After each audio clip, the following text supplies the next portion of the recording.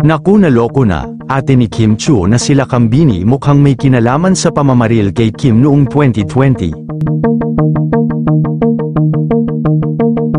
Matapos ang pagkaso ni Kim Chiu sa kanyang ate na sila Kambini ng qualified theft.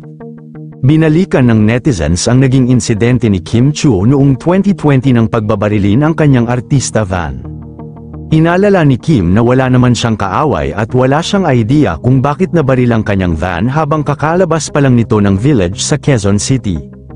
Pinaghihinalaan tuloy ng madaming netizens kalakip ng pagkaso niya dito sa daang milyong pera na nawala sa kanya sa kanilang negosyo ng kanyang ate na sila Kambini. Ang hinala ng madami ay mukhang may kinalaman ang sister nito sa pamamaril kay Kim.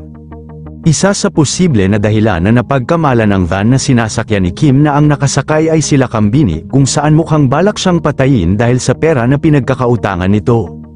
Isa pa sa may tsansang dahilan ay ang pananakot sa ate ni Kim na magbayad na ng utang dahil may mga mahal ito sa buhay na mawawala kung hindi siya magbabayad ng pinagkakautangan nito. Dito na pumasok na naman ang sister ni Kim kung saan madami na pala talagang utang ito sa iba't ibang tao simula noong 2018 pa.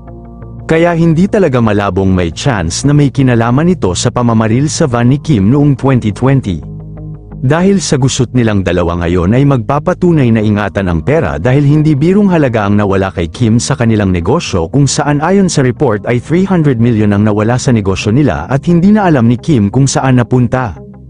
Pero napagtanto ng madami na sa sugal pala naubos nila Kambini ang pera nila na dapat nakalaan sa negosyo dahil labas-pasok raw ito sa Soler at Okada upang magkasino. Balikan naman natin ang interview kay Kim noong 2020 ng pagbabarilin ang kanyang artista van. Natatakot lang ako. Okay. Why those things are happening? Nagkamali ba yung nagbaril or nagkamali ba siya ng sasakyan na dapat barilin? Hindi ko alam. I don't mean harm to anybody.